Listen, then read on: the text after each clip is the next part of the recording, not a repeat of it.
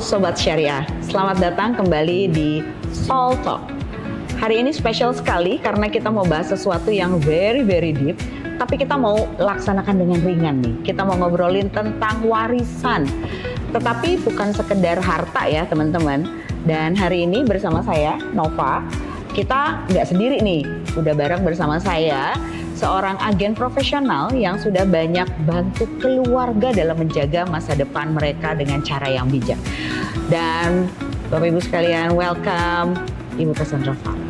Hai Sobat Syariah, saya Cassandra Farel, salah satu KPM owner FP1, salah satu agensi terbesar di Prudential, dan saya juga merupakan seorang certified financial planner yang sehari-hari membantu klien merencanakan keuangannya.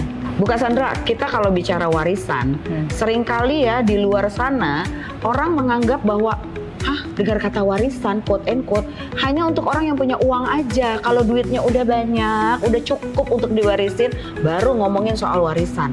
Itu benar nggak sih anggapan itu? Kalau menurut saya itu warisan jadul. Artinya kalau mau wariskan 10, dia harus siapkan uang 10. Iya dong. Ya kan? Nah, kalau yang zaman now ya udah nggak begitu, Nov. Jadi kalau kita kepengen kasih anak kita 10 miliar misalnya gitu, nggak mesti nunggu kita punya 10 miliar. Kita dengan cara asuransi jiwa, kita bisa mengalokasikan hanya 10%-nya, Nov. Untuk usia 40. Kayak contoh Nova saya, 40. Itu Nova mau kasih anak 10 miliar, tidak perlu loh Nov. Kamu harus ngumpulin punya uang 10 miliar dulu, baru kamu merasa, oh saya bisa wariskan 10 miliar. Tapi dengan kamu mulai dari sekarang, kamu cukup membayar 10% dari 10 miliar itu. Jadi kalau saya mau sisihkan untuk 10 miliar anak saya, maka saya cuma butuh 1 miliar aja. 1 miliar saja kalau kamu usianya 40. Oh iya? Iya, seperti itu. Jadi warisan itu dengan bantuan asuransi jiwa tidak untuk orang-orang yang sudah punya aset banyak baru bikin warisan. Tapi kita bisa start dari kita punya uang kecil, justru dengan uang kecil kita bisa menciptakan uang besar dalam bentuk warisan buat anak kita. Jadi quote and quote nggak harus punya uang banyak banget dong untuk punya warisan. Ya, betul. Jadi justru kita kalau mau kasih anak kita lebih, kita ya contoh kita punya temen lah, dia lebih kaya daripada kita tahu lah dia punya aset jauh lebih banyak gitu. Tapi kita bisa membuat anak kita itu tidak kalah banyak asetnya daripada anaknya. Jadi misalnya dia punya uang 10 miliar buat kasih anaknya. Kita nggak punya 10 miliar, tapi dengan asuransi jiwa kita bisa memberikan yang sama kepada anak kita. Wow, itu solusi juga ya? Iya, betul banget. Jadi asuransi jiwa membuat kaum-kaum yang masih belum punya aset banyak bisa memberikan aset yang banyak juga kepada anaknya. Wow, luar biasa sih. Terus ada anggapan yang kedua nih Bu. Anggapan yang kedua yang namanya warisan itu hanya untuk orang-orang, aduh kalau udah quote and quote ya udah uzur, udah senior banget baru mikirin warisan. Kalau kayak si Nova masih umur 40 belum perlu lah kali gitu. Bener nggak sih Bu anggapan begitu? Nah, kalau kita lewat asuransi jiwa kita mau bikin warisan, semakin kita tua kita mulainya, itu akan semakin sedikit. Contoh kayak Nova, kalau misalnya mau kasih warisan 10M, kan cukup 1M, ya kan? Coba kamu tunda 5 tahun. Kalau kamu tunda 5 tahun, itu kamu nggak bisa lagi bayarnya cuma 1. Mungkin kamu harus bayarnya 1,5 ataupun 2 miliar untuk mendapatkan 10 miliar tersebut. Untuk angka yang sama saya bayar lebih mahal ya Bu? Jauh lebih mahal. Apalagi kalau udah usia 50, itu mungkin harus bayarnya tuh mungkin 25%-nya. Jadi 2,5 baru bisa dapat 10 gitu. Jadi semakin kita cepat start, kita akan bisa dapatkan aset berapa kalinya itu lebih banyak kalau melalui asuransi jiwa. gitu. Jadi, luar biasa juga. Kayak saya nyicil Nov dari muda, nambah sedikit. Kalau ada uang lebih saya nambah. Nah, maka sekarang ini ya total aset yang bisa diwariskan kepada anak saya itu udah jadi besar. Jadi jangan tunda sampai kita kaya baru kita mulai membeli aset waris ini.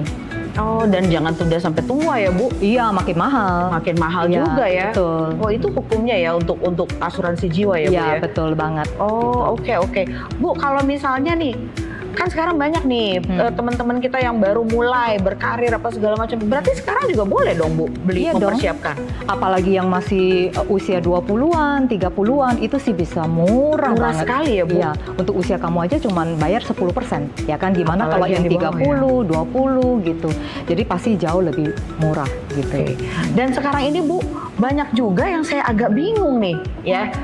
Kok bisa-bisanya ada orang udah tajir melintir, ibaratnya ya, Bu, udah punya lah aset di mana-mana, bahkan udah punya building, bahkan punya mall, punya apa, udah pokoknya kalau disebut namanya orang udah tahu dia.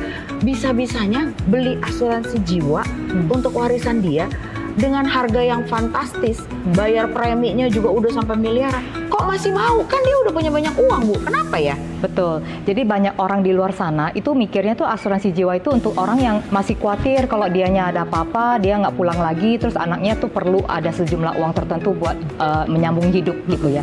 Tapi itu namanya kan income protection. Yes. Tapi asuransi jiwa itu juga ada fungsi yang kedua, yaitu kalau buat orang yang kaya, dia ngerti tuh kalau asuransi jiwa itu ada fungsi asset creation of gitu.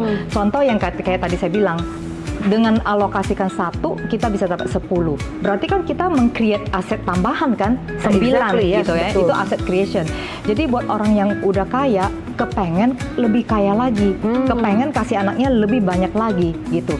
Contoh, misalnya orang yang sudah mapan gitu. Kayak saya lah mungkin udah mendekati usia pensiun gitu ya, tapi tetap kita masih cari uang. Untuk sehari-hari untuk pensiun saya udah beres lah gitu. Nggak mungkin saya sampai khawatir, aduh nanti tua makan apa, enggak lagi gitu. Tapi sampai dengan hari ini pun saya masih bekerja kan, Nov. Kalau dipikir-pikir, buat apa sih kita masih terus bekerja dan menghasilkan uang? Tentunya untuk stresnya saya untuk menambah aset, ya kan? Nah, tapi kalau untuk nambah aset itu kalau kita pikir-pikir ujung-ujungnya buat siapa? Kalau kamu kerja, kamu udah lebih-lebih, kamu bangun aset itu kan pasti untuk anak, yes. ya kan? Nah, kalau yang namanya aset untuk anak gitu ya, itu nggak ada yang bisa ngalahin yang namanya asuransi jiwa. Iya ya, Bu. Iya, karena dia bisa memberikan berapa kali lipat, langsung menggelembungkan aset kita pada saat kita nggak ada gitu.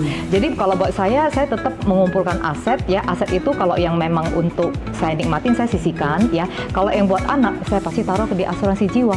Karena aset itu akan menjadi berlipat-lipat gitu. Jadi saya kasih buat usia saya mungkin kasih 1 bisa jadi 4 kali lipat gitu, seperti itu. Jadi buat orang kaya kepengen ngasih berlipat-lipat aset creation buat anaknya, seperti itu. No wonder yang kaya makin kaya ya, guys. Betul gitu. Bu, sekarang juga lagi banyak nih perdebatan. Kalau mengingat tadi ya benar juga ya, pantesan aja banyak perdebatan antara nih sekarang ya di TikTok, di Instagram, di mana-mana di sosial media, Bu, lagi banyak perdebatan antara yang namanya perintis versus pewaris. Nah ya, perintis dan pewaris. Kalau dengerin tadi, iya juga ya, bener ya. Tapi ribut-ribut ini, Bu, sebenarnya terjawab ya, Bu, dengan ini ya. Iya. Gitu ya. Kalau kita belum bisa menjadi pewaris, kita masih kita adalah perintis, kita kepengen anak kita jangan jadi perintis lagi dong. Kalau bisa mereka jadi pewaris. Lebih enak jadi pewaris atau perintis menurut Mas? Kalau saya boleh memilih sih, saya pengennya jadi pewaris. Masalahnya kita bukan pewaris, kita perintis. Kita perintis masih. Nah, kita udah ngerasain nih, kita jadi perintis, kita harus bekerja, ngumpulin aset ya. Dan menurut saya juga perintis ya, Novia. Tapi dan saya merasa saya bisa membuat anak saya menjadi pewaris. Dan cara tercepat adalah ya lewat asuransi jiwa tadi. Daripada saya ngumpulin aset 100 miliar buat anak saya, waduh mau cari sampai kapan? Tapi melalui asuransi saya tidak perlu loh menyisihkan 100 miliar buat anak saya gitu. Ya, dan apalagi kalau dikumpulin dari muda, Nov. Iya ya. Dan ini udah memutus rantai ya, Bu, supaya Betul. anak kita selanjutnya menjadi pewaris. Anak dia pun menjadi pewaris ya. Iya. Bener ya, luar biasa banget ya konsep ini ya, Bu. Bu, tapi sebenarnya waktu yang tepat kapan dong? Kalau saya benar-benar, benar sih harus menciptakan pewaris. Kapan waktu yang tepat? Kalau buat saya harusnya sesegera mungkin, Nov. Begitu ada uang lebih ya, kita sehari-hari dari income potong biaya hidup. Kalau ada uang lebih ya kecil-kecil mulai dulu lah, yang namanya warisan nggak mesti tunggu uang banyak gitu loh. Apalagi lewat asuransi jiwa, kita bisa melipat gandakan aset yang akan kita ciptakan buat anak kita. Gitu. Terlebih lagi kayak sekarang ya, kita masih sehat ya, Bu, makanya kita bisa beli ya. Nah, kayak yang umur 20-an kalau ada uang lebih ya itu the best time karena paling murah. Makin muda kita beli makin murah. Seperti itu. Wah, sobat syariah, gimana menurut kalian? Hari ini benar-benar perbincangannya deep sekali ya, tapi tetap fun karena kita udah menemukan solusi atas segala permasalahan kita. Dan Prudential Syariah sebentar lagi akan meluncurkan sesuatu yang menjawab semua pembicaraan kita dari tadi. Yes. Iya, benar, Bu. Kita akan dapat solusi. Saya tunggu loh ya. Ya, dan ini apa ya? Ini apaan sih, Nov? Dari tadi ada di sini, coba kita buka yuk. Coba yuk. Wah.